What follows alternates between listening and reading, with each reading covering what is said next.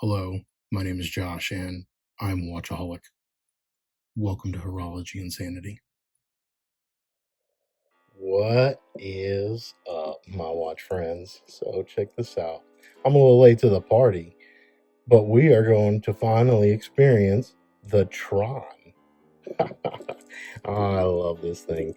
All right, so if you are not familiar, then this is a Casio G-Shock model number GMWB5000CS-1. And this is a limited edition that almost everybody that I know calls the Tron. And if you remember back from was it in the 80s? The movie Tron, I think they had a remake of it not too long ago. The digitized IP pattern that gives it this kind of 3D effect is very reminiscent from the movie Tron, and I think that is why everybody calls it this. Now, this watch, I think for many, is a love it or hate it. It's not till you see it in person that you can maybe appreciate it more. Underneath these bright studio lights, this pattern, these lines, really jump off. When you wear this in a regular setting, it is much more toned down. Those things don't quite jump off the watch at you the way that they are right now, probably. And it gives it almost like a, like camouflage has a subtle pattern to most of them. It's almost like a camouflage pattern in most lighting conditions where it gives it a tone, but it doesn't just jump off at you. But when you look real close, you can say, oh, yeah, well, those are little lines. Think of digicamo, for example. That's kind of the way that I would liken it. But this can be my quick, not a review on this watch. I have to thank my buddy Art, who sent this in so that I could experience it. He actually posted it up for sale. And when he did, I asked him if he would be willing to let me video it and borrow it before he sold it. And he was gracious enough to say yes. And so he actually is going to loan it to me in one other channel. I'm about to pay it forward to them. But as always, I'm not getting paid for any of this. And in this case, I didn't pay it with my own money. This is a friend's watch. And thankfully, he's let me borrow it because he's a very, very kind and very generous watch enthusiast. But yeah, this thing is awesome. This thing is really awesome. I can't say it enough. I can totally see how it's not for everybody. But let's talk about the specs real quick. Normal stuff. Mineral glass, that's going to be my biggest beef. And this is the biggest beef that I have with all of these metal G's. And I've got a whole box of them here. Let's just set these. Will that even make for a backdrop? It's going to bump the camera. Here, let's just set that in the background. It's got a giant glare. Yeah, I've got a box full of metal G's. And check back in the next video because I'm going to do some comparisons with this one. And so you can have some things to see side by side with it. See if it helps you determine whether you want this one or maybe if you want to go on the hunt for another one. Yeah, you've got to step up to titanium to get sapphire crystal. For the price points of these metal G's, they really should have sapphire, in my opinion. But it is mineral glass. That's really my only negative on the watch. Other than that, y'all know that I love these things, which is, again, why I have a box of them. Dimensions are all normal. 49.3, which is the lug to lug, top to bottom. 43.2 or 43 mil there. 13 thick, so you can see how it sits on the wrist. It wears perfectly fine. Oh, speaking of wearing, today I'm wearing this. And speaking of another watch generosity, this was gifted to me.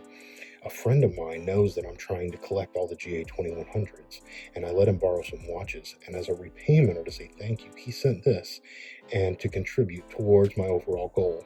And so I've got like one or two, I think, left, and I'm going to have all of these, and then I'll be able to do a video series on them. But this blue is amazing. I immediately put it on the blue strap.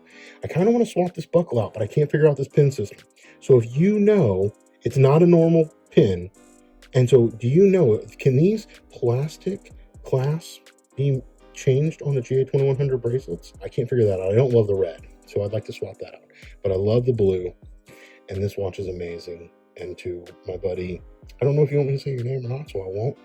But you know who you are. Yeah, you're one of the best dudes that I know in this hobby. And so I'm thankful for your friendship. Let's get back to this one now. 167 grams. I usually take out 2 links for this to size it to my 8-inch wrist. So this weighs in for me right now at 157 grams. So they say 167, I think, for the total weight if you had all the links in. And as y'all know, many people say, and I tend to agree, that 150 grams is about a sweet spot for most watches. And so this hits close to that. It does have 2 meters of water resistance, and so you can pretty much do whatever you want to do with this watch, and it's probably going to be fine. That is, if you're okay with maybe nicking it up or scratching it. I am curious to see how this would handle taking some scratching and beating, because I suspect that the cross-hatched pattern would kind of hide it. Again, like camouflage. When you're wearing this not under these bright studio lights, it just all kind of blends in a little bit. And so I suspect it would hide it kind of well. It's got the normal 3459 module, which is common in all of these. And it's got some really, really, really great features to it. So one, it has like every feature that G-Shock makes available almost, right? Like it's Bluetooth, it's solar, automatic timing. One of the coolest things I like about it is the light function. And I've shown this in some others, but I'll show it again now. Let me turn off the lights real quick. The light function on this, it does have the auto light, so if I tilt it, you see it comes on, like if you're just turning your wrist up to check time. But notice how it fades in and fades out, which is awesome. It's not a hard on, hard off like some of the other modules are, like most watches, like Timex, for example, with their Indiglo, which I love that feature, but it's hard on, hard off. And this has a nice gentle fade in and out, which I think is one of the best parts of the 3459 movement. So you can see that it's definitely a gloss metal G, like glossed all the way around. It is just shiny. I mean, it doesn't wear on the wrist as shiny as like my gold bling master or even the stainless steel silver one, but it definitely wears a little bit more glossy back than like the aged patina or even some of the titanium ones, like the titanium camo. But what do you think of this watch? Have you worn one, and have you also noticed that it's not as much in other lighting conditions, that it actually wears more subtle? That's been my experience. I'm curious if anybody else has had that experience as well. And do you like the more subtle experience, or do you like the giant pop off your wrist 3D effect that this gives you? I think I like the subtle one a little bit more. I like how it's playful and in the light it pops, but I think I like the subtle when it's like in my normal everyday walking around the house. I think I like that look a little bit more than I do. I think I was almost taken aback a little bit when I got to experience this and when I wore it for a while, because off of the pictures and videos I've seen, which most of them were also under studio lights and stuff, I didn't care for this that much. And that's one of the reasons why I didn't buy it. Wearing it now in the regular day-to-day kind of conditions that I'm in, I enjoyed this watch a lot more than I thought I was going to. Anyway, that's just me. Last we'll talk about, they are MSRP of $800. I think that that's a little steep. I think that some people suspected that because it was a limited edition, and I don't know the limited edition numbers, I don't know how many of these were made. I do know that you can still get them like from ADs or retailers, right? So it's not like they're sold out everywhere. You might not be able to get it on like Casio's website or the G-Shock website, but you can get them. And of course, they're going to ask you for $800 unless they give you a discount. I'm seeing them on the secondary market at about $500. Like, again, the time I'm filming this, if I look at eBay sold items, I'm seeing this for as low as $379 and upwards of $600, with a median type of price around $500. I think that some people maybe thought that this was going to escalate in price because of its limited edition status.